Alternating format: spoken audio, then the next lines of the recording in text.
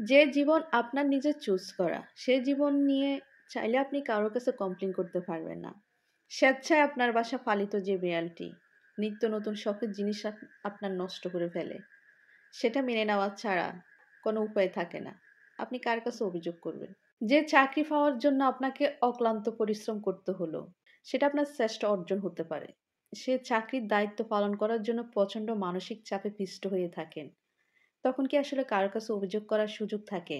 নিজ ইচ্ছে যে দেশ ছেড়ে চলে যায়, বিদেশে চাকরি করে পরিবারকে ভালো রাখার জন্য, চাইলেও সেটা কারো কাছে বলা যায় না। তারপর কাছের দুই একজনের কাছে বলা যায়, তাও দুই একবার।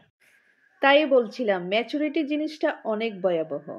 একবার ইনস্টল হয়ে গেলে আর সেটা আনইনস্টল করার সুযোগ থাকে না। চাইলে ছোট বেলার মতন আপনি গলা ফাটিয়ে কান্না করতে পারবেন না, এটা কেন হলো, এটা তো আমি চাইনি। মির্জা গালিবের একটা কথা আছে, সন্ধ্যা কাটে না অথচ বছর কেটে যায়। তাই সময়ের সাথে সাথে আমরাও চলে যাচ্ছি।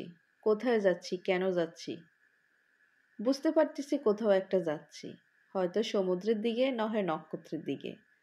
নিয়ম করে আমাদেরও জ্বর ঠান্ডা অভিমান সব কিছুই হয়। বিনা পরিশ্রমে দিনের পর দিন নিজের সাথে আমরা অভিনয় করে যাই।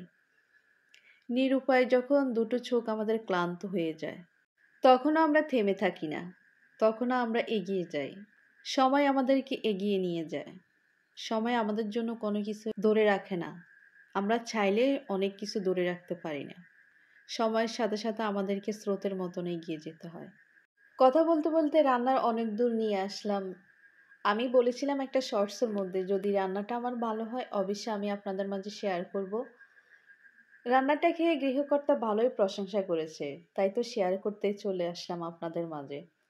আসলে রান্নাটার মধ্যে আমি এমন কোনো স্পেশাল কোনো মশলা ইউজ করি নাই, যেটা আমি সচরাচর আমার বাসায় রান্না করি যে মাংসের মশলাগুলো, ওইগুলাই ব্যবহার করেছি। এক্সট্রা শুধু আমি টক দইটা ব্যবহার করেছি।